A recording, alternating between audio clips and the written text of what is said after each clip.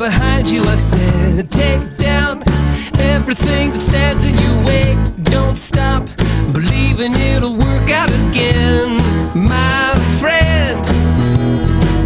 Stand out and be a part of everything good. Wake up, you're gonna be all that you should. Try out all the things you always wanted to be. You'll see, 'cause I know what I know, that you've got it in you, and I see that you are a winner.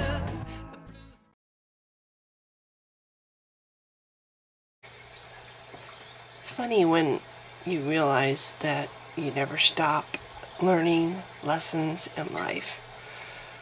I learned a big one over the course of my of the last 10 years when I was going through depression and at pretty much rock bottom, losing all the people I thought were friends.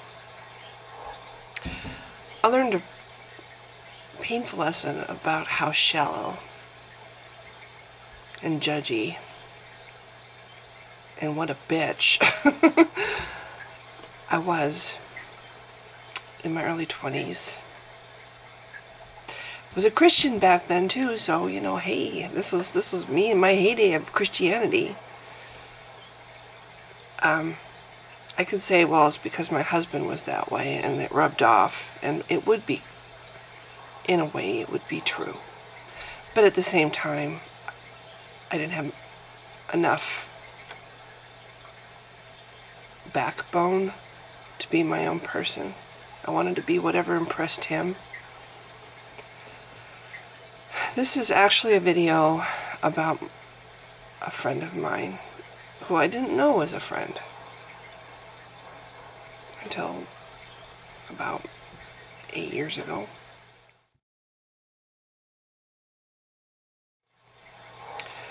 And it's a request for help for this person, because I can't help as much as I would like, and it wasn't that long ago that I was in the same situation that he is in now,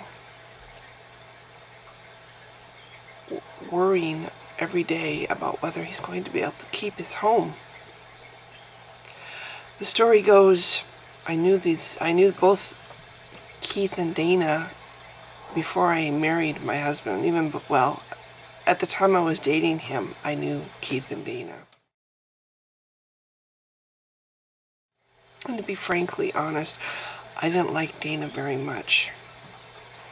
She was outspoken and blunt and pushy and aggressive and bossy, all the things that I just didn't like her very much. And she had an illness called cerebral palsy. And so sometimes she would be in a wheelchair, even back then. And she would get bossy and pushy to people anytime she was in a situation where she could not have access to a place she wanted to go to. It was a lot worse back then than it is now.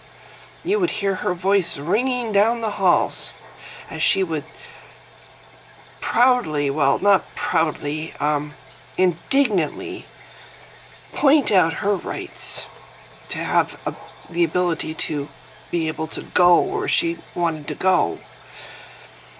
And I would look at that and go, you know, it's funny how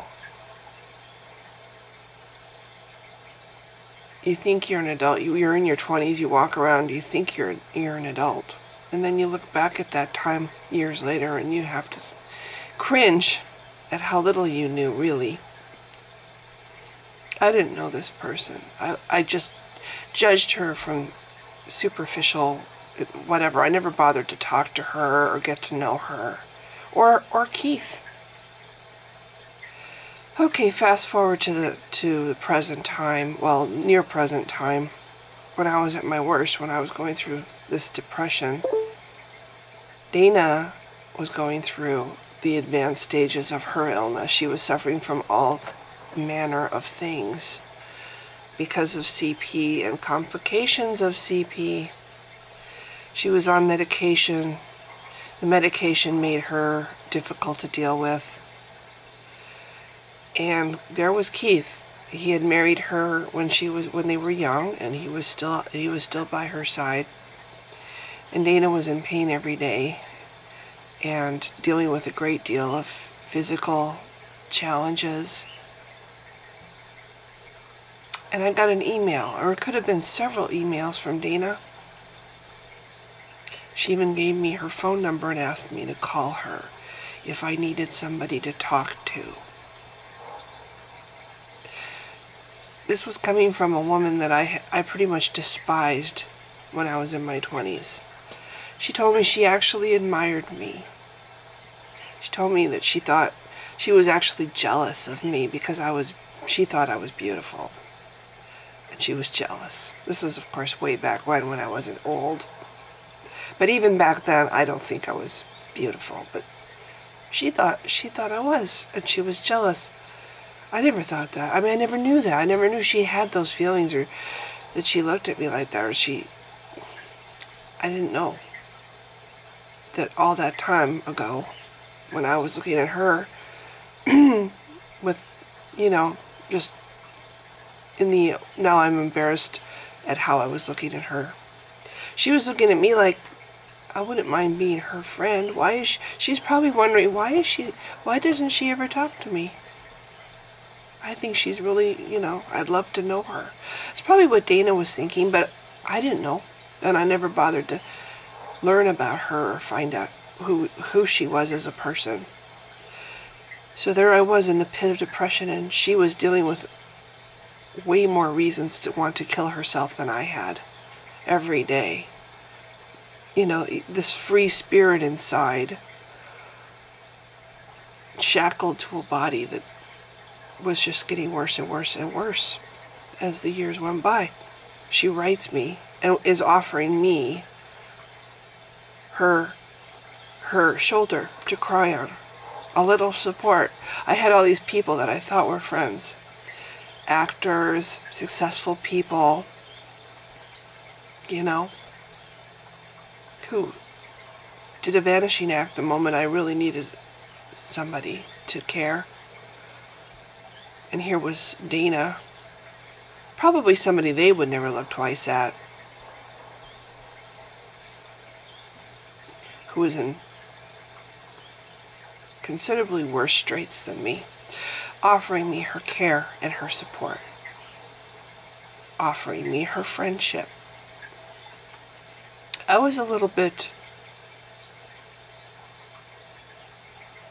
I don't know what word to use, ashamed. I was a little bit ashamed at myself when I saw, for the first time after all these years, I saw the kind of person, the kind of heart this woman had. This is after decades of having to deal with drugs and pain and limitations, and I can't even imagine what it was like to be her. A lot of people, after all that, would be changed fundamentally, would be bitter and angry, and I think she was. I think Keith had to see that side of her more than anybody, and still he stayed. I look back now and I remember when they were together, and they were a couple before they got married, and I was a couple with my husband, or my soon-to-be husband. I thought I got the better deal. I thought I had the better man. And now I look at Keith with a kind of, wow, here's a man who truly did love, for better or for worse. He stood by her and gave her probably one of the only happinesses she could have in her life. What a gift that he gave to her. A face to see every morning, words of comfort when she probably needed it most. I look at Keith now with, I feel like I got the wrong guy. Dana got the better deal. She got the better man. I saw a post this morning from Keith. And he is starting up a GoFundMe because Keith is in trouble. He's in danger of losing his home. And I'm just going to read Keith's words, what he has to say, and I'm going to put a link in the description of this video if anybody feels moved to give him a little assistance. I will, as much as I can, but I can't give him nearly enough to make a difference, so I thought I would share this on my Facebook page and make a video for Keith in the memory of Dana. Hello, I am asking, begging for your help to save my home. My wife Dana died 3 years ago at age 48 suddenly. She was born with CP, so all our time together was living paycheck to paycheck with my income and what she was receiving for Social Security because of her disability, but we were doing okay. In 1999, we at last own a home. I am now in danger of losing that home. After Dana died, I have been able to pay off all her debts that I know about, along with thousands for the medical bills that had piled up. This has pushed my credit to its limit. And even with the loss of her Social Security checks, I have been able to still stay with my head above water. Until I got word that the 9-year or so of deferred property taxes became due on the time of her death. And the extended deadline of 3 years is coming up fast before I lose my home that is fully paid for, except for the $13,000 bill. I really do not have the option of getting a full loan for this amount due to my credit because of all the medical bills that I have paid off before learning of this debt. And if I did get a loan for $13,000, I cannot make the payments as I am down her income. A very large amount of my friends and family are all in the same boat as I am. And I know you all would give what you can if you could.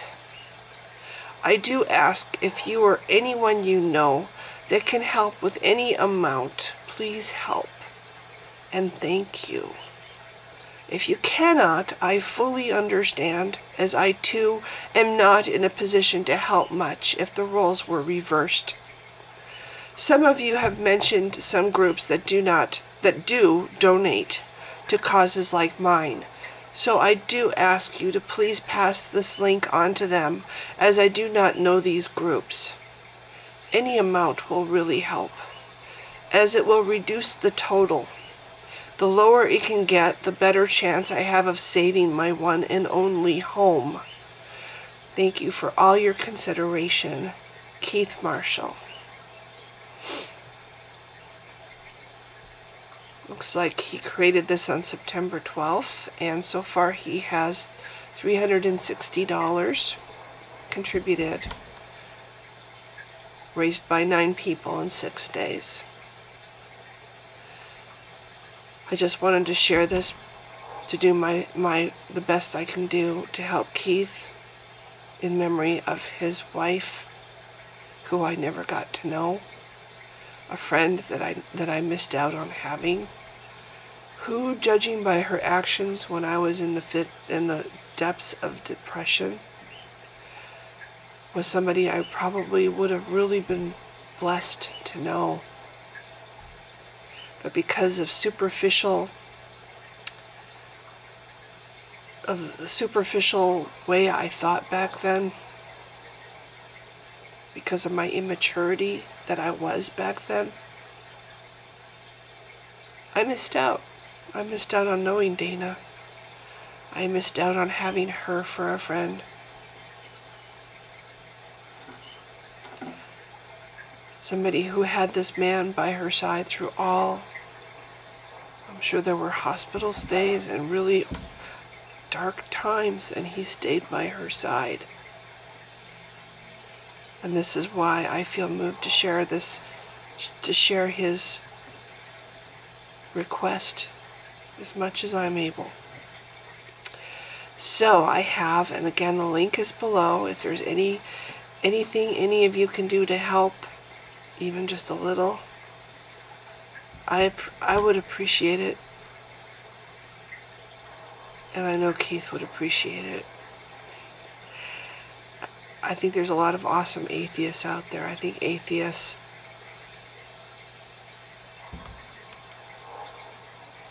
the best people I've known in my life, I've met since I became an atheist. So it doesn't take God to be a good person. And that's all I'm going to say. If you've been watching, thanks. Bye.